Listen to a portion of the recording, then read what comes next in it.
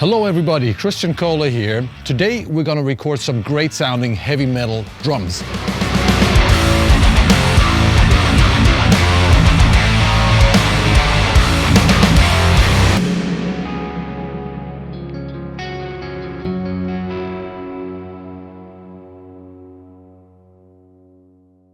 I've come all the way here to a beautiful place called Rosewood, where they have a mind-blowing collection of drum kits and especially snares.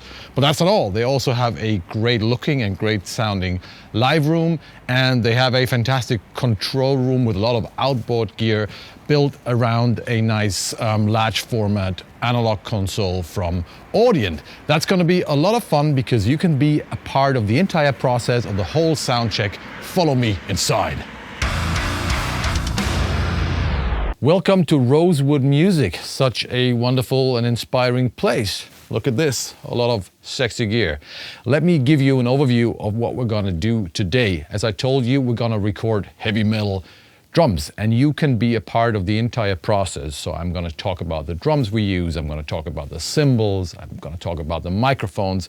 I will show you how I place the microphones, and we're gonna record everything through this wonderful Audient console. I'm probably even gonna use the EQ on the way in. That's what I usually do to make the signals sound a little more mix ready. Now it's time to meet the man himself from Rosewood Music. Let's say hello to Ed. Here we go. And there he is. Hello Ed, how you doing? Very well, thank you. What a great place. No, thank you very much. It's really, really cool. Lots of cool gear, cool mics, cool outboard, great console. Tell us something about this studio. Well, I've been here about 5 years. We built end of 2017, started operating. From scratch? Yeah, from scratch. So it was just a big warehouse. So all infrastructure's gone in, outer shell, inner shell, all the upstairs, floated floor. So it's nice to have a blank canvas. Found a great studio company, an acoustician that was really good to work with, trying to get what I wanted to do. I wanted a place that's just kick-ass for drums. Hence the collection, and also for my sort of fetish when it comes to drums. I have a bit of a problem, as I like to say to my friends. Just to clarify, it's like how many snares do we have? There's upwards of 200, 250 snares out there, and there's about probably 60, 70 kits, and they're each of those are ranging from 5 shells in a shell bank up to 25, 30 shells, and then there's amps, percussion, keys, and just, yeah, the list goes on. I've never heard of any studio worldwide with such a mind-blowing collection of drums, so if that's what you want, come here. And we got this nice console here. It's the first time I work on an Audient console. Always wanted to do that. Why did you choose it? I mean, a few reasons. I mean, the ASP8024 is, as a usability factor, it's great. It's someone's sort of gone, let's make a professional working console, but let's actually make it straightforward. So, you know, Neves are Neves and are covered in thousands of buttons. Yeah. They're great consoles, but they're a lot of work to work out how it goes. It's structured really well. It's laid out really great. And it's been a pleasure to use. It's just, yeah, it's things like you got 12 auxes. Which is really great if you're sending it to, you know, multi-effects. It's really good if you're sending foldback to different artists. And it's pretty idiot-proof. It is, absolutely. For someone like me, you know. So I'm working with this for the first time, and didn't take me long to understand the layout. Yeah, no, it's laid out really well, and also I like what it looks like. I love the sort of the grey. It's slightly retro, and you know the wooden finish on the front's really good. And it's nice. it's a cool desk. It's it's the centerpiece of the control room. We're gonna try it very soon. Let's get started. Thank you. Cool. So before we move on to the live room, let me tell you this. For me, this is a real adventure. Like, I'm totally out of my comfort zone. I've never worked in this studio. I've never worked on this console. Haven't heard some of the microphones. I've never worked with this drummer. But this is what you got to do if you are a professional producer. You got to be able to go to different places and make them sound great. That's going to be fun. That's going to be an adventure. Let's move on to the live room and let's see what Ed has prepared for us. Follow me.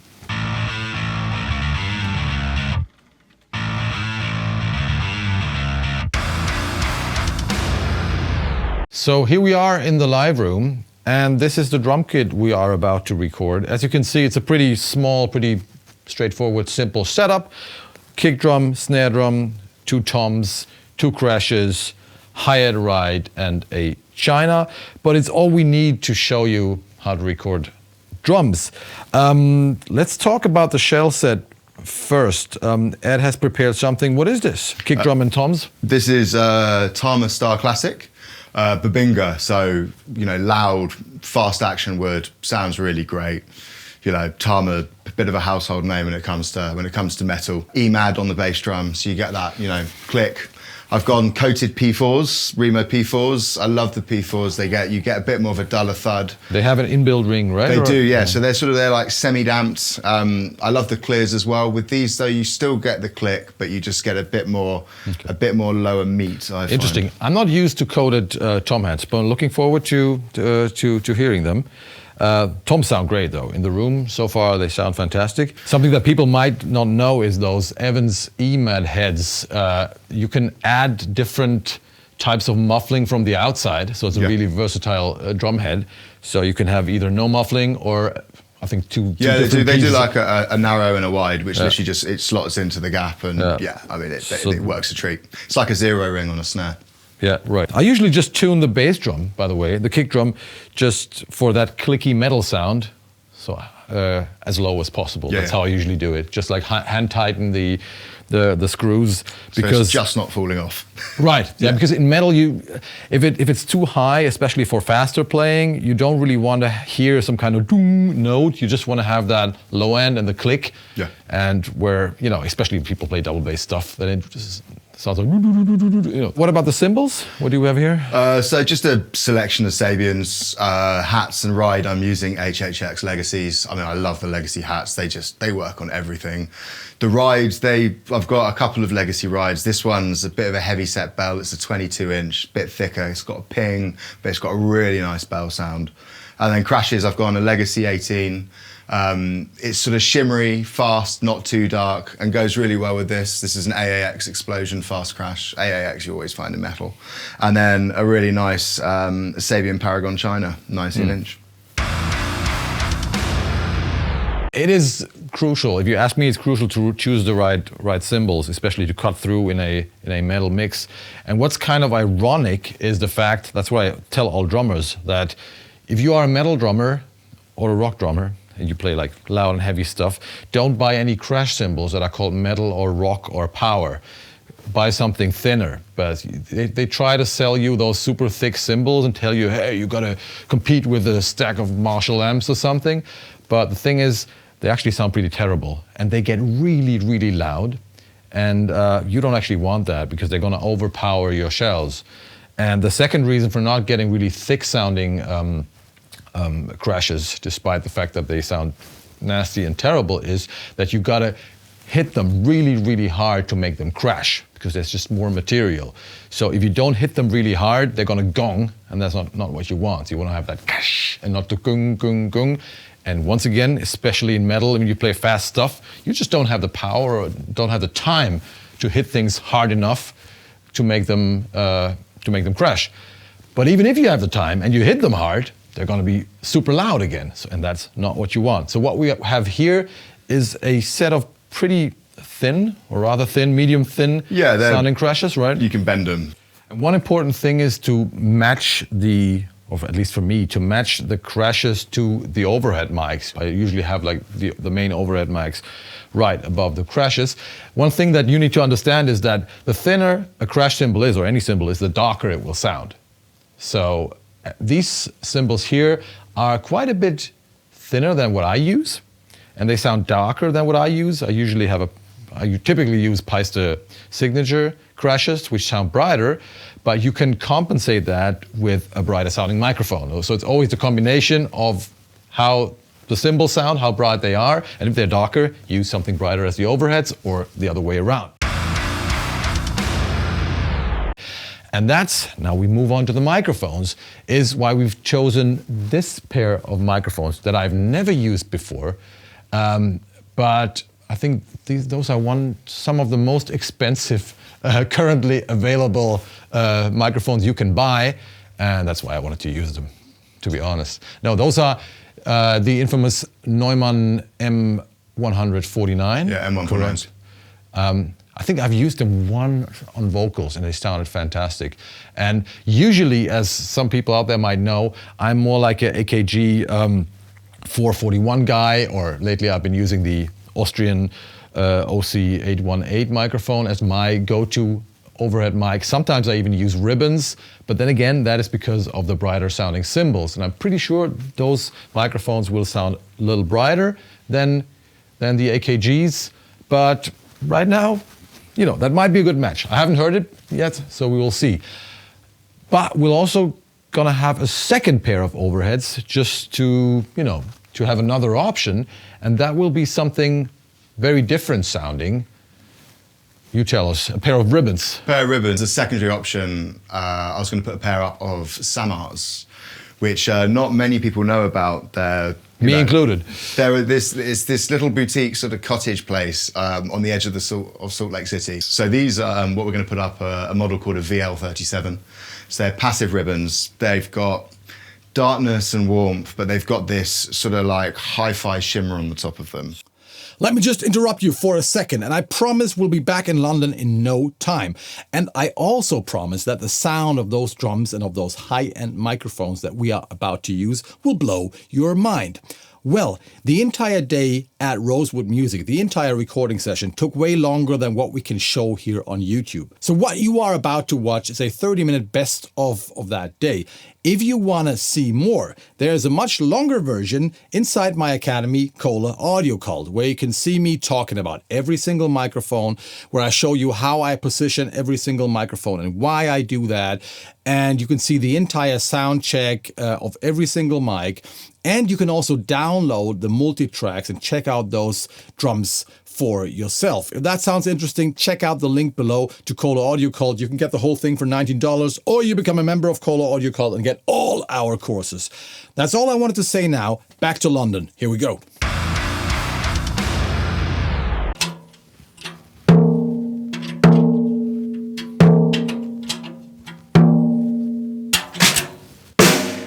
I've tuned the better head to 250 and the, what's it called? The resonant head quite a bit higher. I like that combination. So you get like the punch from that one, and if you have the resonant head a little tighter, it usually sounds a little more controlled and less ringy. And we're using one of the most famous snare drums out there, coming from Ludwig. It's the Black Beauty, a brass snare, 14-inch by 6.5. I usually start the sound check with just pulling up the overheads, because I want the overheads to give me, let's say, an overview of all the drums in favor of the cymbals. That's how I call it. I want to have like the main crashes a little louder, but I also want the overheads to cover the shells. And then I pull up the close mics, and especially on the other cymbals, I try to avoid any other mics as much as I can, but most of the time you need them here and there. So I'm just gonna listen to the main crashes, and then I'm gonna see like, okay, the China is maybe a little too quiet, and then I add another mic and pull it up. But I usually just have those additional cymbal mics really low in the mix to give those cymbals a little more articulation, like a position also, panning and something like that. But they're not that important. It's really more important to get your overheads right, and then you just add a touch of those other microphones. Let's talk about the shells. On the kick drum, we got a pretty interesting combination of old school and new school. So I requested the mic that is inside the kick now, and that is an Audix D6, which is just the industry standard for clicky sounding metal kick drums, and it usually just sounds great if that's the sound you want. Don't use it for anything else. It has like it's a very pre-EQ'd, scooped kind of frequency response. Does one thing and does one thing well. Exactly. And outside we got some kind of U47 FET looking mic. What is it? It's a Neumann FET 47. Ah, the new one. Yeah. Great. Haven't used that yet, but that's another classic, right? Yeah, absolutely. They work really well, and I love sort of getting a bit more space just to pick up a bit more of the resonance of the bass drum. Right. Snare drum. That's the only mic I brought. You know this one? No, I don't. I think they don't even make it anymore. It's like one of my go-to snare drum microphones. That always seems to work. Quite snappy and modern sounding, a fast sounding dynamic microphone from Mic Tech. And I don't even know what it's called. It's called PM something. We're gonna put a text here. So we're just gonna use that because I'm used to it and gonna see how it sounds. And as a bottom snare mic, we have an AKG C414, but not the BULS version that I usually use. This is the TL2 or XL2 version? XL2, so it's a slightly brighter sounding one. Let's talk room mics. We got two pairs of room mics set up. We got one pair of 67s, the brand new U67s remake from Neumann, or the original that they just released again from Neumann in a wide AB setup, maybe 2 meters and something high. And then we have a pair of Bloomline ribbon microphones, again from that company from Sama, from Sama, Salt Lake City. Difference with these is they are actives. They've got a really low noise floor with being active, but they just sound great. And yeah, just putting Bloom in front of drums, just right. Yeah, it's funny because I do the exact same thing. I'm using an active pair as well. Lately I've been using the Rode NTR or something, like huge ribbon microphones. My drum room is a little deeper and I have them as far away as possible. And one thing that I do to make them sound darker, and depending on how it sounds, we could try that as well. I usually have like a gobo in between the room mics and the drum kit just to make them sound a little darker and just to get more of the So especially if you compress them hard later, it's not gonna sound edgy or something, to just give you that that punch and that body. But we will just start like this. I think now we've covered all the microphones, right? Yeah, so I think so. Next thing is I will reposition the mics the way I use them and tell you how I do this. So let's move on.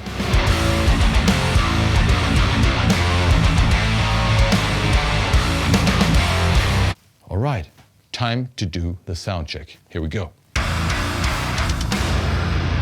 All right, all levels are already set, and I want to start with the overheads because, again, the overheads are like the backbone of your drum recording, and they give you a good overview, and they're the perfect track to start with. As you remember, we have got two pairs of overheads. We got the Neumann M149s, and we got the Samar ribbons. Let's start with the Neumanns and have a listen.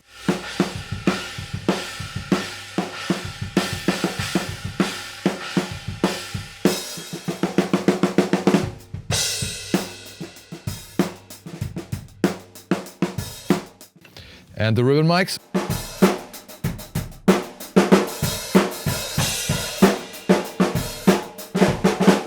Back to the Neumann.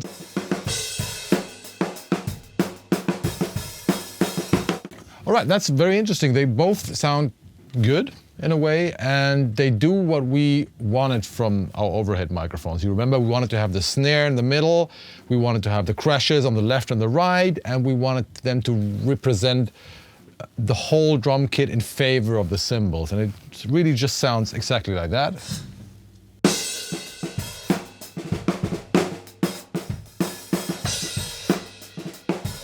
Even the kick is in the middle, so I can hear the entire drum kit, but I hear more of the cymbals. Now, those two pairs sound really, really different. The Neumanns, the condenser microphones, sound way more precise. They sound also a lot closer because they have a cardioid pattern. The ribbon mics they pick up more of the room, and they sound a little more edgy. They also have surprisingly many high frequencies for a ribbon microphone, so they sound quite airy and fresh for a ribbon mic. But compared to the Neumanns, they're kind of edgy and a little mid-forward. So let's compare them one more time. Neumann, precise and clear. And the ribbons.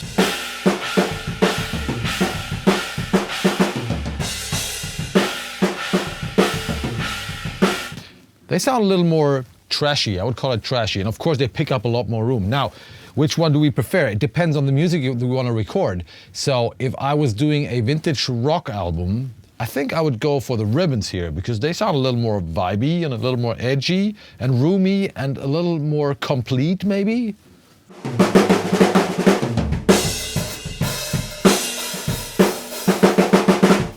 They're kind of like in between room mics and overhead mics. But the Neumanns sound closer, they are way more precise. And since we're doing metal here, we really want the overheads to be in your face and direct because our whole mix is gonna be packed with guitars and a lot of other stuff. So they're gonna fight a lot of other tracks. So the Neumanns are the right thing for what we do here.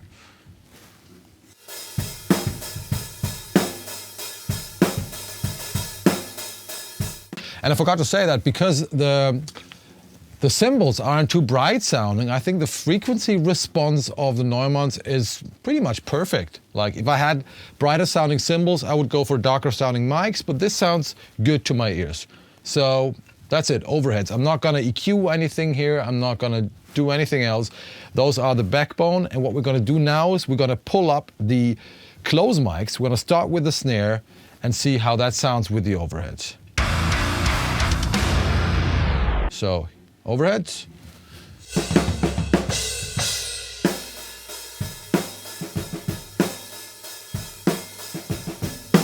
The snare.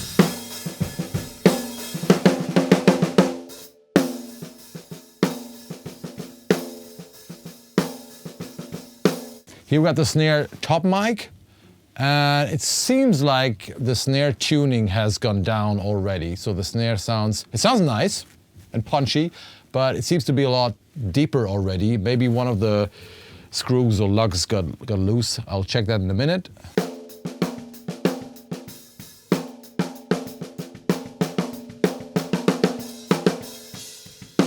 But I gotta say, I think the mic position works. So we got a good balance between the punch of the head and the snap of the shell.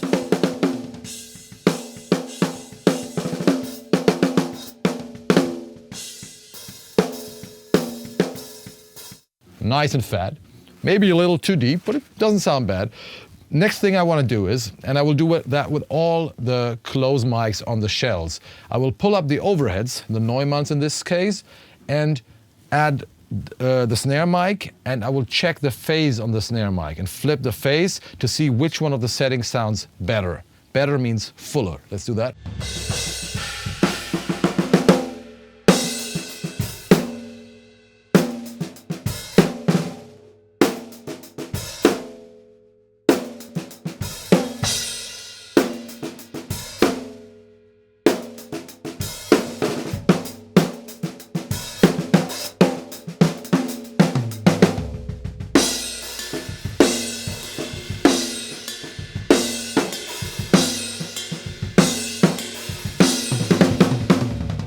Could you hear that difference? When I flip the phase, the polarity to be precise, on the main snare microphone, things just sound fatter and fuller. And that is because the overhead mics and the snare mics have been out of phase.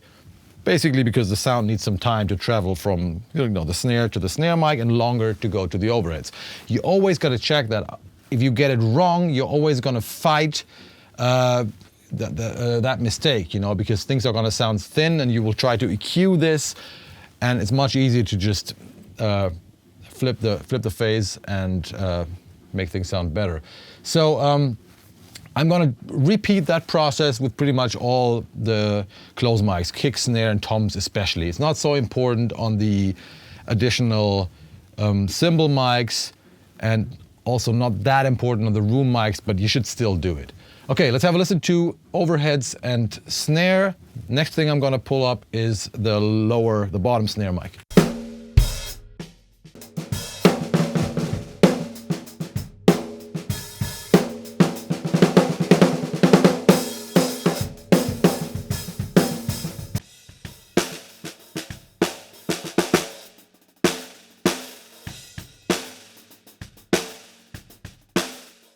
I'm not the biggest fan of bottom snare mics. I usually still record one because it can give your snare a little more sizzle, a little more snap, but sometimes I use it in a mix, sometimes I don't. This time it actually sounds pretty nice.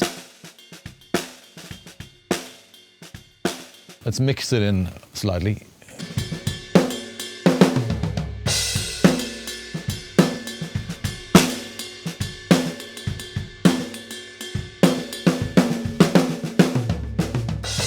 I don't have to check the polarity here, the phase here, because if I know that the upper snare mic is out of phase with the overheads, that means the bottom snare mic will be in phase with the overheads, because those two are always opposite. Sounds nice with the bottom snare mic blended slightly. Next up is the kick drum. Let's listen to the kick drum solo.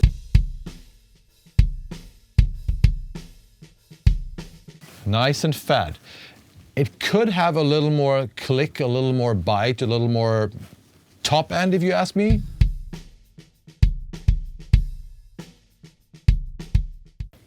Because, you know, a metal kick drum usually sounds like, I call it like a typewriter making love to a sub drop.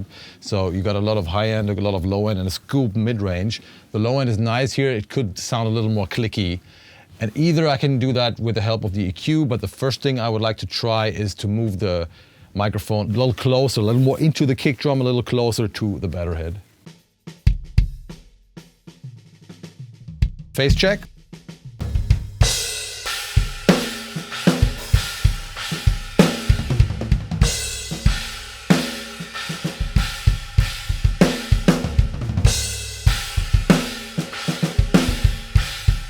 Not that much of a difference, but also sounds better when the phase is flipped.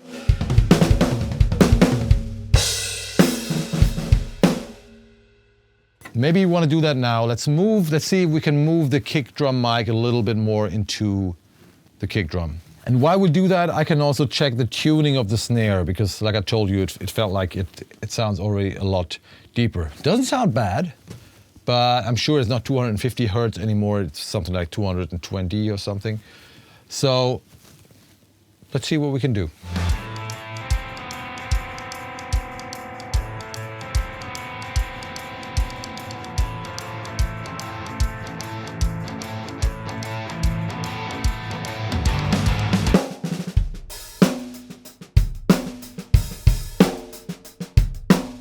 I've just tuned the snare again, like that's a typical Ludwig Black Beauty problem, to be honest. They sound great, but they don't hold the tuning very well. So I guess after every song, more or less, you got to retune them.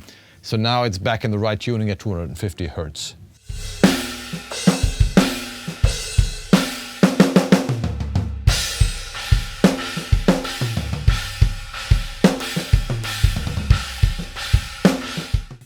I also moved the Audix D6 kick drum microphone a little more into the kick drum, but it was only possible to get it in maybe 4 or 5 centimeters more. So let's have a listen to the kick drum and see if that's enough. And if not, I will just add some EQ to the main kick mic on the way in. It's actually quite a bit better,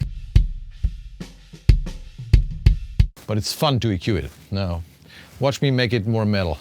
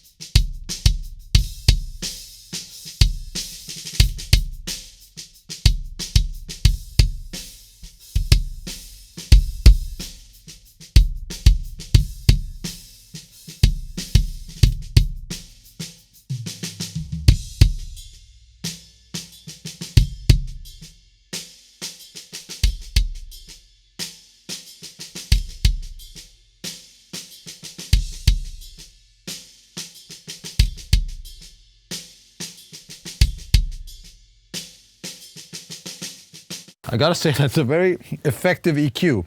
So let's listen to before and after.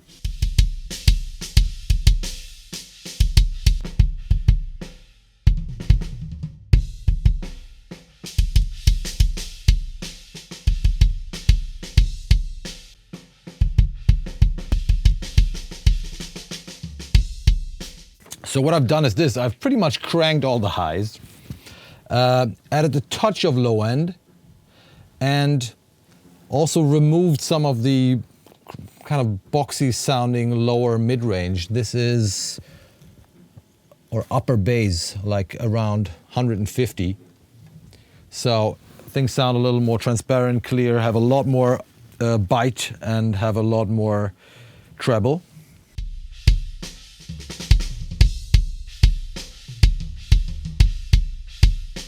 This sounds a lot more heavy metal. Let's listen to the kick drum in the mix.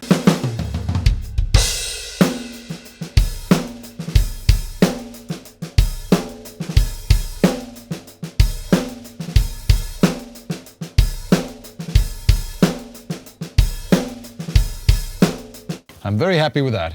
I'm very happy with that. Okay, we're gonna move on with the hi-hat microphone.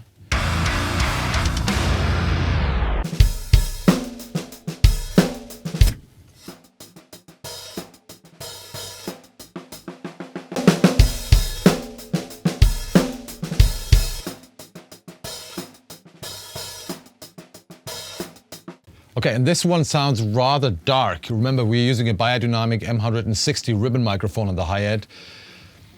I wasn't sure about that, and I gotta say, it's a little too dark for me, because what we want from that mic is a little more precision, and I want to keep it as quiet as possible. And the more highs I have coming from the mic, the less I need to push it. And with a dark sounding mic like this, I have to push it quite a lot.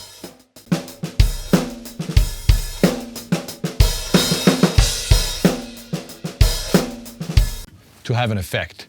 So I'm pretty sure we're going to replace this mic with a brighter sounding condenser microphone. Typically small diaphragm condenser. Back in Germany, I hope this was interesting. I hope you could learn something. If you feel like you could learn something, please check out the link below to Kohle Audio Kult, where you can get the entire course from Rosewood Music, the entire session, and download the multitracks for just $19. Or you become a member of Kohle Audio Kult, which is much smarter, because the cool thing about that is that the day you sign up, you will get all the courses we have ever released. So you can get an impulse response course with Jens Bogren, or you can learn how to track drums with Bob Marlette, or learn how to master your tracks with just using plugins with Ermin Hamidovic, and so much more. A lot of basic courses coming from me. You can download multitracks and mix different songs from stoner rock to extreme death metal, and you can become a part of a great community. That's Kohle Audio Kult. You just have to sign up for 3 months. And yeah, a whole world, a whole wonderful learning experience will open up in front of your eyes and ears. Yeah, or you just get like the Rosewood session, which is also cool, right? I think there's a lot to learn about miking drums in this course. That's all for today. Check out the studio. Check out Rosewood Music. If you ever think about recording drums somewhere in London and want to have like a kick-ass professional session, please book that studio. And I'm going to add links to all the microphones used. So just in case you want to buy a pair of the new Neumann U67s for 14,000 or something, there's a link below. And also check out the wonderful Audient console. I'll put a link to their 16-channel version, which is so sexy. I really want a console like that. It's like the perfect drum recording front end, a 16-channel console, like really, really cool and really nice looking. Like the little brother or sister of the console I worked on in London. Okay, that's all for today. Don't forget to subscribe to this channel. Don't forget to ring the bell.